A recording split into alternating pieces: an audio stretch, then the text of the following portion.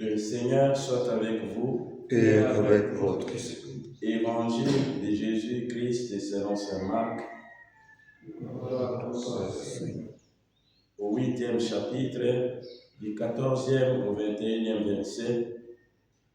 En ce temps-là, les disciples avaient oublié d'emporter le pain. Ils n'avaient qu'un seul pain avec eux dans la barque.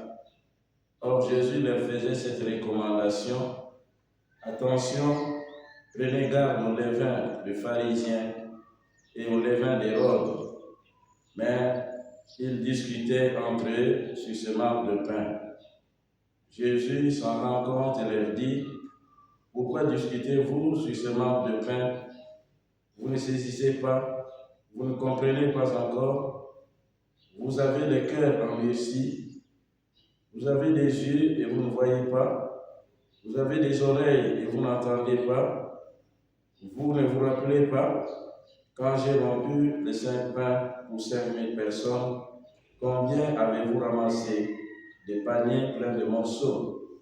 Ils lui répondirent: 12. Et quand j'en ai rompu 7 pour 4000, combien avez-vous rempli de corbeilles? En ramassant les morceaux, ils leur répondirent: 7. Il leur disait: vous ne comprenez pas encore. Acclamons la parole de Dieu. Louange à toi, Seigneur.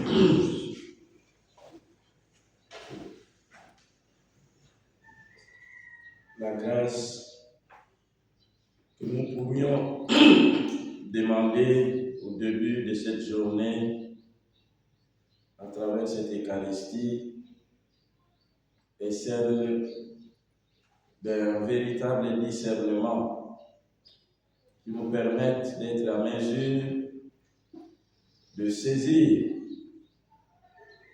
la profondeur et la beauté de la parole que le Seigneur nous adresse, celle qu'il met à notre disposition comme nourriture, mais en même temps comme lumière pour éclairer nos vies et nos chemins. Mais aussi demander cette grâce pour faire, comme nous le disons en définissant les exercices spirituels, être capable de nous vaincre nous-mêmes pour ne pas prendre des décisions selon nos inclinations charnelles.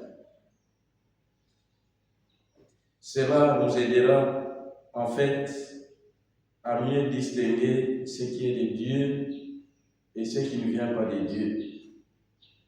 Saint Jacques ce matin continue à parler de l'importance des épreuves dans notre vie. Supporter l'épreuve avec persévérance, car sa valeur, une fois vérifiée, il recevra la couronne de la vie promise à ceux qui aiment Dieu. Dieu n'est pas seulement ce Père qui nous donne chaque fois des bonbons, mais c'est celui qui sait aussi,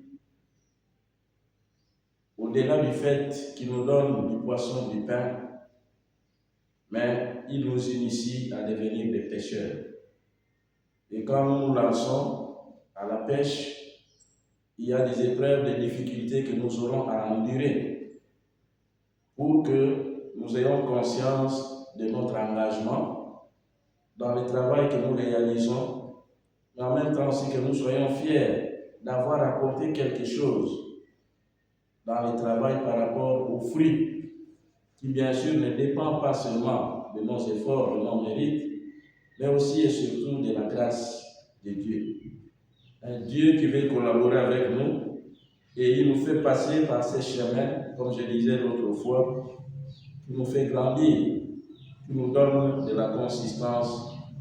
Le Saint Jacques attire notre attention en disant que jamais nous ne puissions croire que Dieu nous tente de faire le mal, parce qu'en lui, il n'y a pas de mal.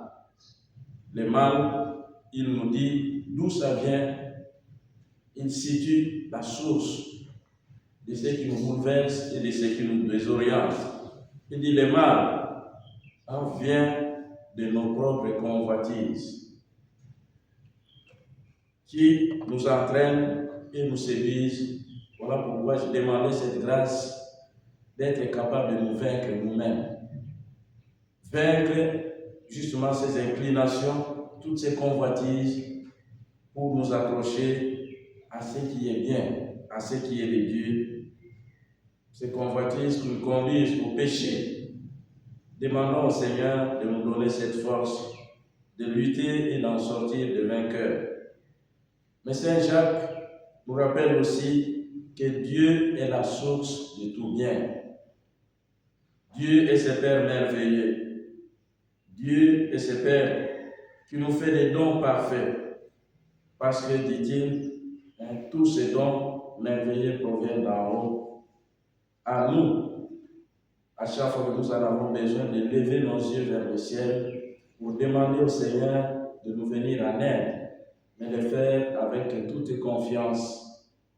Demander auprès du Père sa lumière, mais demander aussi les dons de la foi, pour que, en demandant, nous sachions qu'il nous donnera, parce qu'il fait tout concourir au bien de ceux qui l'aiment.